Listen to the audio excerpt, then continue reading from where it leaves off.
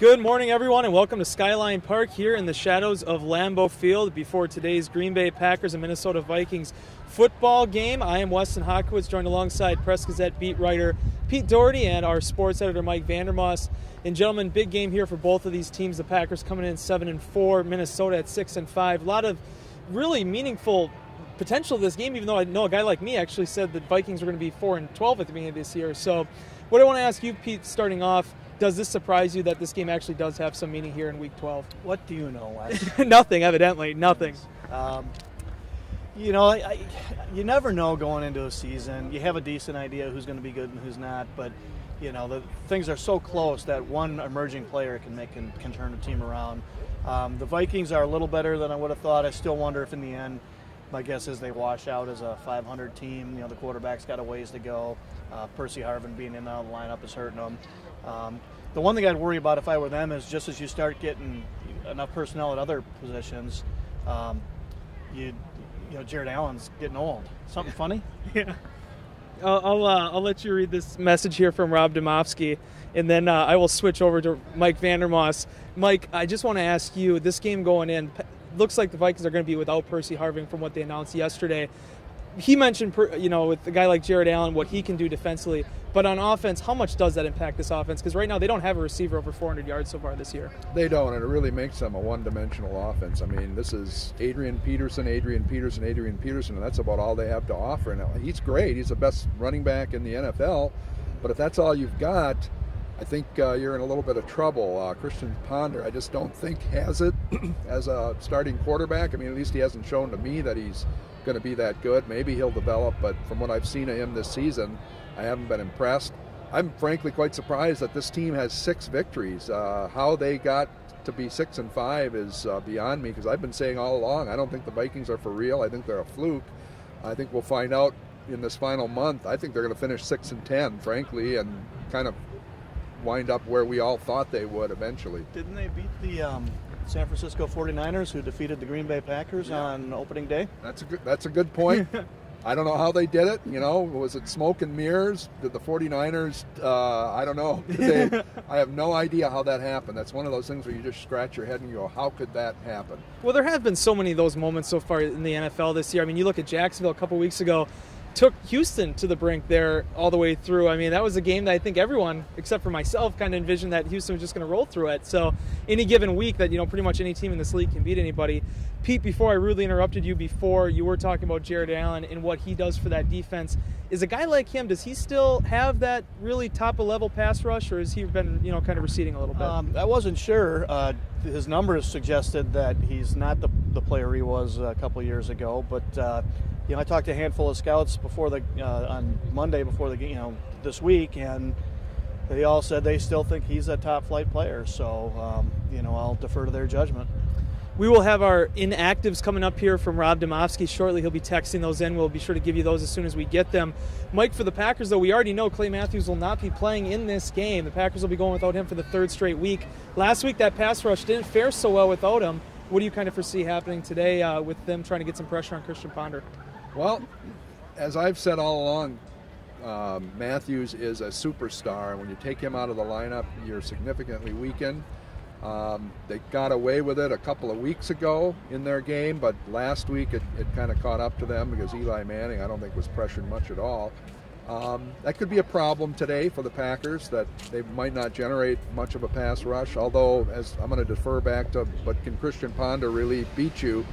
And I don't think so, even without Clay Matthews in the lineup. So although that's going to hurt them, I think they're wise to be smart with him and just make sure that he's totally healthy before he comes back, because you certainly don't want him to re-injure that hamstring and tweak it again. They want to make sure he's 100% before they bring him back, so that's a smart move on the Packers' part.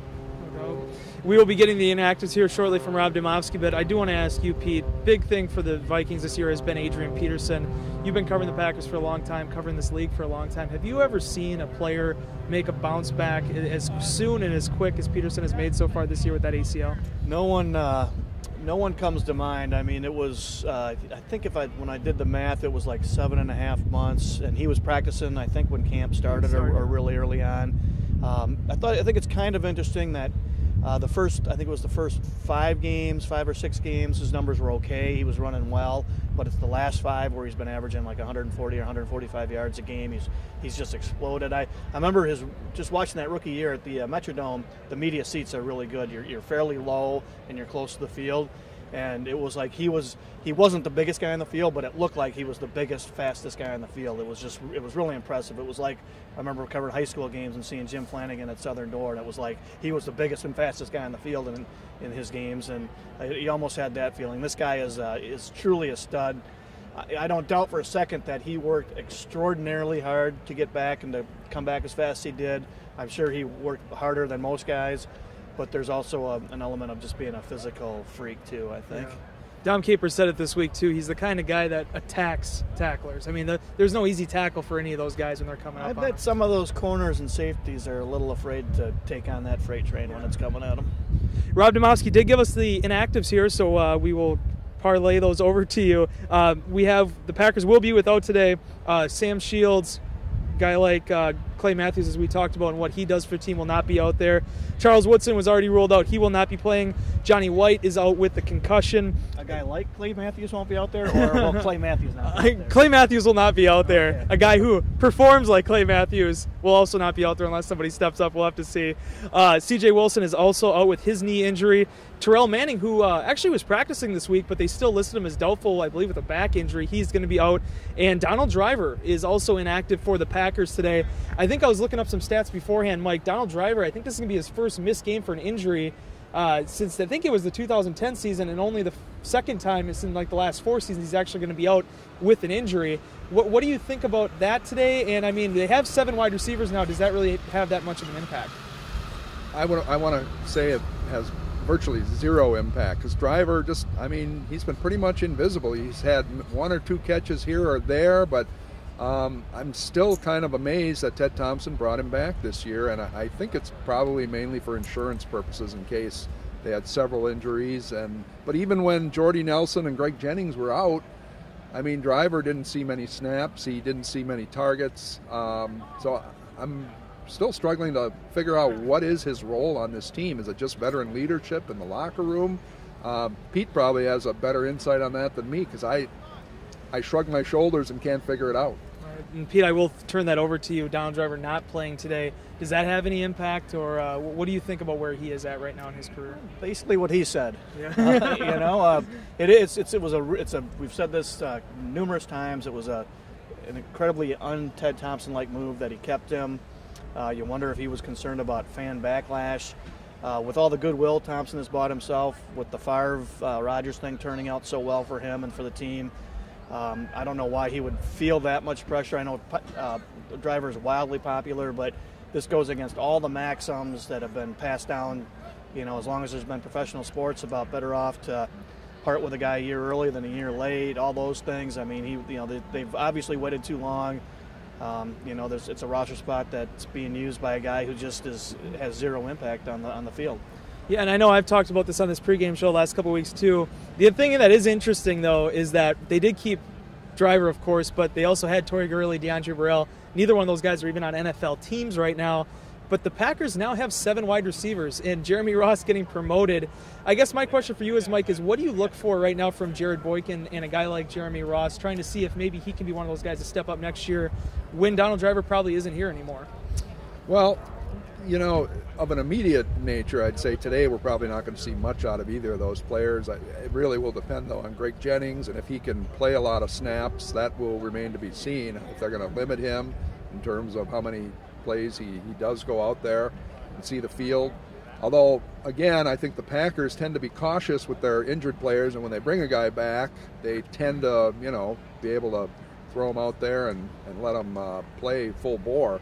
So my guess is they're probably going to be aggressive in terms of letting Jennings show what he can do. But as far as those younger receivers, I mean, they do have to build for the future because Driver won't be around next year. So they've got to start planning. And, Boykin, who would have thought back in training camp that he'd be a guy that, would be projected to maybe be a, impact player down the road. All the discussions, about DeAndre Burrell and Tory Gurley and how they were the future, and as you say, they're out of the league now, or not on anybody's roster. Kind of a surprise, but you are basically, you're the type of, if you're a good player, you're going to find a spot somewhere, and obviously they haven't, so there's something there. Right. And I think the Packers probably identified that and realized that they needed to move on. I bring up Jeremy Ross because last night the Packers actually made some decent-sized roster moves, not so much with what they added, but putting Andrew Corliss on injured reserve now with his knee injury, not being able to come back after trying to work back from that PUP and obviously the extent of that injury and the severity of it. They also IR'd Sean Richardson, who was practicing this week, but evidently having some kind of back problem there. They signed Jeremy Ross as the 7th wide receiver, and also a guy like DeJuan Harris, who will be the 3rd-string running back today, with Johnny White being out with his concussion. Pete, I want to ask you about Corliss right now. Him and Derek Sherrod both were not able to make it back off that PUP list, and obviously both of them now done for the season. Did that surprise you, first off, with either one of those guys even making a try to come back, given the severity of those injuries last year? And two, those guys, what do you see as their kind of long-term prognosis now trying to deal with both of those? I think going into camp, we knew Sherrod had a minimal chance of playing this season. Corliss, I was really surprised, actually, that he even got far enough to get off PUP and onto the roster for a while. That was a really severe injury. 5 tight ends, I know they have a lot of versatility, and the Packers like to use, all teams use tight ends on special teams. McCarthy loves to have extra tight ends on the roster, but 5 is still a pretty high number for a guy whose knee was, it would swell up and he'd have to miss practice, and then it would go down, he'd go back in, and then he'd practice for a couple days and it would swell up again. That was getting to be a cycle. So the roster spots are too valuable, especially as we're getting to money time here. The guys they added are going to be special teams guys unless injuries hit. But special teams is a significant part of the game, so you don't want to diminish that.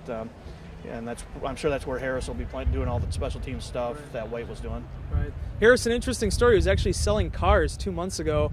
Wrote about it last night on our blog. Came back, never sold a car, but did get a call from the Packers, signed to the practice squad on October 24th. So big day for him to make it back in the NFL after playing 5 games last year with Jacksonville.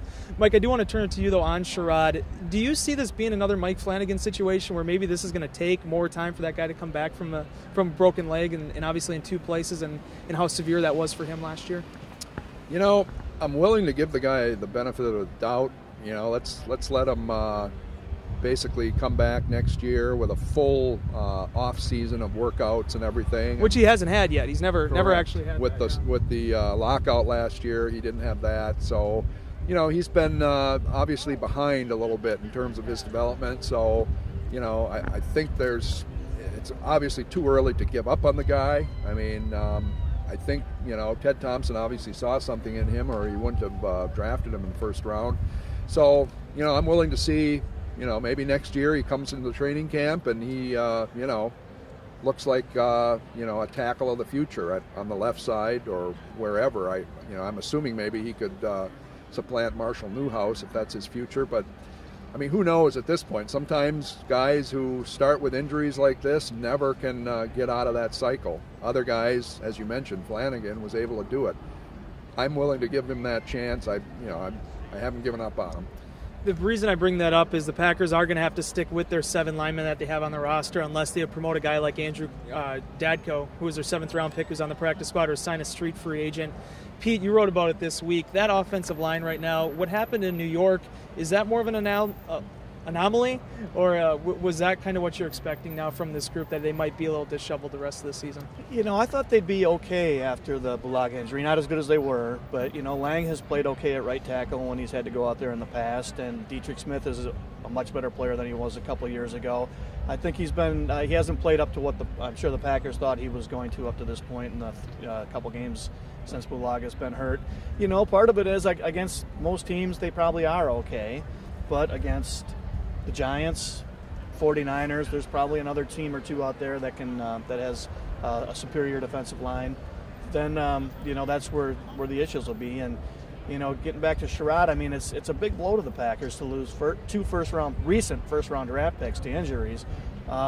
3 now with Perry also being out, but obviously a different side of the ball. Right, and talking offensive line right there. And we don't know if how good Sherrod is. We just don't know. And the one thing with Flanagan, even when he took him a couple of years to come back, and when he came back, he was still gimpy. He never really ran the same, but he played pretty good football. I think he was a guy who loved football, and he wanted to play. He was burning to play.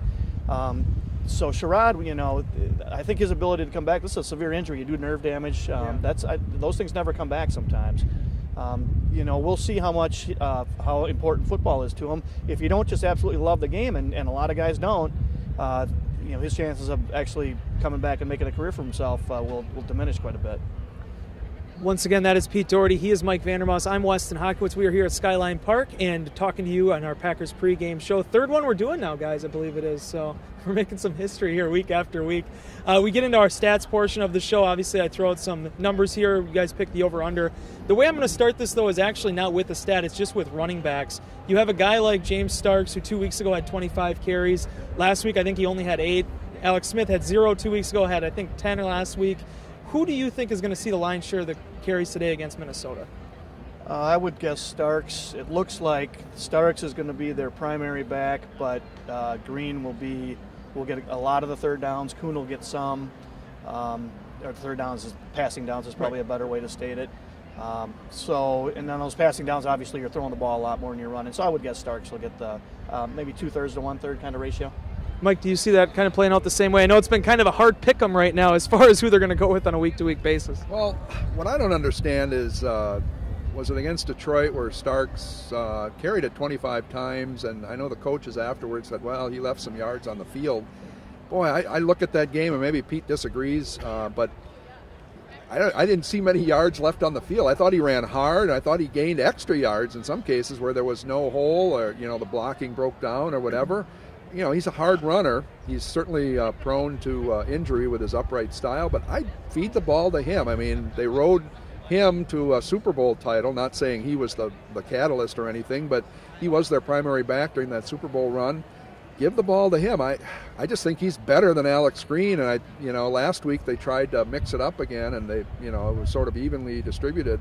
I'd feed the ball to Starks if I were making those decisions. You know, when I rewatched the game, because the coaches said that, I look for that, and obviously we're not experts. We don't grade film, and we haven't done that for a living, but I saw maybe 2 runs where he could have maybe made a different cut, but it certainly was not glaring. So, they know more about the landmarks they're looking for when you make the cut, the one cut in the zone scheme. But it didn't look to me like he left tons of yards on the field. I didn't get what they were talking about there. Yeah, and I usually don't interject much in my opinion either here, but I did find that interesting in that, the mandate was basically about 3-4 weeks ago that they wanted more 4-5 yard hard carries rather than those 2 yard, 3 yard second and 8, third and 8 kind of situations. And I thought Starks gave that to him. So we'll have to see where that takes us now, with the rest of the season and where they're going to be heading. But getting back to the stats portion, guys, Christian Ponder, we talked about it a lot, what he actually, his potential is. I know there's been varying opinions on him. For today only, though, 200 yards. He's had trouble getting past 100 in some cases. Is that going to be doable against this secondary? 200 yards passing. Even without Matthews, I'm going to say under. Okay. Mike, what do you think? 200 yards passing, can Christian Ponder do it today? Well, if Pete says under, I'm going over. You can't use my own material against me. That's not right. The Packers secondary has had its moments where it's given up some big plays. They don't have many receivers to go to, so in that regard, this may favor Pete's prediction, but I'm going to go the opposite. We'll say he gets 215. Okay. I'm going to kind of put you guys on the spot here with Adrian Peterson. I'm not going to give you a number where over and under with him, but just how many yards does he have to rush for today for Minnesota to be able to be in this game? To be in it, 125. To win it, 170. Okay. Mike, what do you think? Are they going to need a perfect performance out of him today to win this game? No, Wes, I'm a little proud of myself because I did a little research on Adrian Peterson against the Packers, so I can use that for this question. He has averaged 103 yards per game against the Packers in the 10 games he's faced them. In those games, the Vikings are 3-7, which indicates to me that this is a passing league, not a running league. But 5 of those 10 games, he went over 100 yards. Vikings only won 1 time out of those 5, which tells me, Peterson is not going to be the difference in this game. Even if he gets 175 yards, which he did 1 time against the Packers, and the Vikings still lost. So I don't know. he's their one and only playmaker, but I just don't know that he's the game breaker or the guy that's going to make or break, the Vikings' chances in this game. So getting back to your original question, which was, how many yards does he need to get?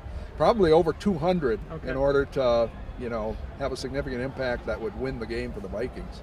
Pete, I want to follow up with you on that rushing total. A guy like C.J. Wilson is not in there today. How much of a challenge will it be for them to stop him, without having him in there? Obviously, they have Pickett back, and there was some question about him earlier this week. But filling in that 3-4, it looks like it's going to be a rotation there. Is that going to be a liability for them? Well, having Wilson, not having him, it's a huge challenge either way. But at least, the one thing they can't do without Harvin, the thing that it just reminded me so much of when the Packers played the Falcons back when Vic and Warwick Dunn were there, and the way the Falcons could spread the field horizontally, sending Vic one way and Dunn the other, and throw the ball across the field or run boots and all those things. With Harvin and Peterson, you can run one way and throw the flat to Harvin in the other. That really stresses a defense. Without that, I'd agree with Mike that Peterson can have a really good day, and the Vikings could still lose by 17 points very easily. So, C.J. Wilson or not C.J. Wilson, it would make a difference. It'll make a little difference. They'd rather have him than not, but I can't imagine it making a significant difference. Mike, the Packers still have won 5 of their last 6 games. In those games, though, it's been more than a month that Aaron Rodgers has thrown for more than 300 yards in a game. I think it goes back to the St. Louis contest. Is he able to throw for 300 today against Minnesota? I'm going to say no. I kind of see him maybe in the 250 range, something like that. The offense has struggled, and his yardage total maybe reflects that. But on the other hand, with Jennings back, that certainly could open things up. And I suppose you could argue that maybe that'll be the catalyst that pushes him over 300 yards. But I don't know that that's necessarily a magic number by any means. Rodgers has been incredible against the Vikings. I mean, I think his passer rating the last 3 games has been over 140. I think our stats guru Eric Goska came up with that total, that no quarterback has ever faced a team and had 140 or higher passer rating in 3 consecutive games. Well, Rodgers has had that against the Vikings. Something about the Vikings brings out the best in him. Maybe it's that Brett Favre factor from 2009. Who knows? But I expect him to have an efficient game. Maybe not a blowout game where he'll have well over 300 yards though. Mike, you bring up a great point. Greg Jennings is back today. There's some question about how many snaps he will see in this game. I set the line at 25. Do you see him playing more or less than that? I'm going to say a little more. I'm guessing closer. Usually there's about 65 offensive snaps. I'm guessing more. He'll be around half or maybe a little more than that. It's a nice day. It's warm. There's no wind right now, so if it stays like this, I'm going to guess that they do get over the 300-yard passing mark. A good day to throw the ball. Jennings will make a difference. You wonder how sharp he'll be after all this time out, but I think this will be a big one of the bigger offensive days of the year for the Packers. Pete, you are the guru here at the Press Gazette, obviously, with a lot more experience than I have here. A guy like Jennings, can he solve the cover 2 problems that they've had right now? Can his impact, kind of open up that passing game? I don't know. I kind of think maybe he can. What's the one thing that they haven't had this year that they had last year? It's Greg Jennings. He got hurt in that first game. Now the 49ers shut the Packers down, but they shut pretty much everybody down, so that's not unusual.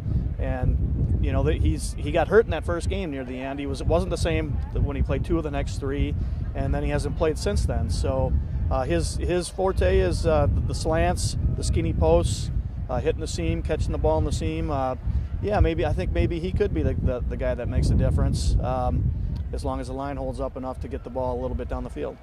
Yeah, Mike, we talked about Greg Jennings is back. I think it's his first game since that touchdown against New Orleans back in, I think, the end of September. A guy like him, is he what the Packers need right now to solve some of those offensive inefficiencies?